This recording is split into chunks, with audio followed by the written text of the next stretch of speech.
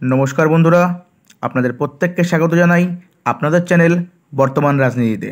বন্ধুরা, আপনারা বেশ কয়েকদিন থেকেই দেখছেন যে আমাদের রাজ্যের মালদা এবং মুর্শিদাবাদ জেলায় কী ধরনের বিশৃঙ্খলা সৃষ্টি হয়েছে এবং সেখানকার পরিবেশ কী পরিমাণ অশান্ত হয়েছে।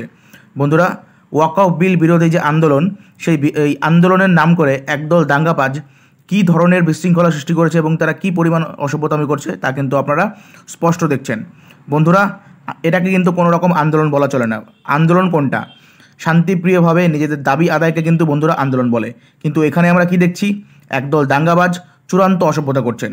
আন্দোলনের নাম করে সরকারি সম্পত্তি থেকে ধ্বংস করা থেকে শুরু করে হিন্দু সম্প্রদায়ের ওপর আক্রমণ। বন্ধুরা, এটা কিন্তু আমরা বলতেই হবে যে একদল দাঙ্গাবাজ কিন্তু সরাসরি হিন্দু সম্প্রদায়ের ওপর কিন্তু টার্গেট করছেন।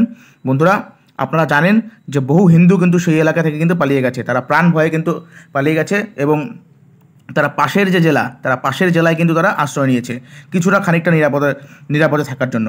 বন্ধুরা, এখানে প্রশ্ন হচ্ছে রাজ্যের প্রশাসন কী করছে, তাদের ভূমিকা কোথায়? রাজ্যের শিক্ষক শিক্ষিকারা যখন শান্তিপ্রিয়ভাবে ডিআই অফিসে আন্দোলন করেন তখন তারা লাঠিচার্জ করে, তখন তারা বীরত্ব দেখিয়ে তারা লাঠিচার্জ করে। আর আমরা এখানে কি দেখছি? একদল দাঙ্গাবাজ, তারা একদম দিনের আলোর মতো পরিষ্কার যে তারা চূড়ান্ত অসভ্যতা করছে। তাদের প্রতি প্রশাসন কিন্তু একদম নীরব, তাদের কিন্তু ভূমিকা একদম নীরব। এটা কিন্তু চরম লজ্জার বিষয়, গোটা রাজ্যের জন্য এটা চরম লজ্জার বিষয় যে রাজ্যের দুটো জেলাকে শান্ত করার জন্য কেন্দ্রীয় বাহিনী নামাতে বাধ্য হচ্ছে।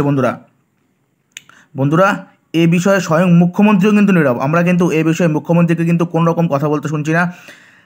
কোথায় তিনি মুখ্যমন্ত্রী, আমাদের রাজ্যের মুখ্যমন্ত্রী, কোথায় তিনি রাজধর্ম পালন করছেন? কোথায় তার দায়িত্ববোধ? তার কিন্তু দায়িত্ব ছিল যে এই বিষয়টাকে অত্যন্ত গুরুত্ব সহকারে দেখার। বন্ধুরা, এটা কিন্তু একটা ছোট ঘটনা নয়, মারাত্মক একটা বিরাট আকার ধারণ করেছে এই ঘটনা।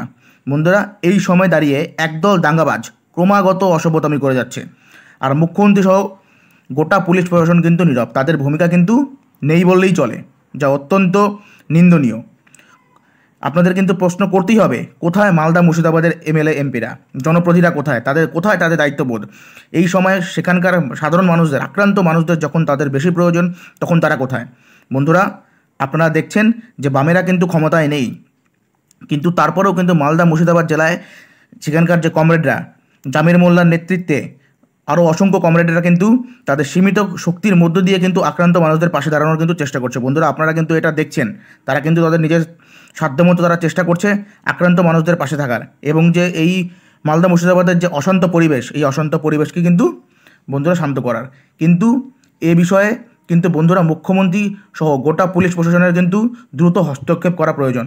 বন্ধুরা, আপনাদের এ বিষয়ে কী মতামত আপনারা কিন্তু অবশ্যই কমেন্ট সেকশনে জানাবেন। ধন্যবাদ।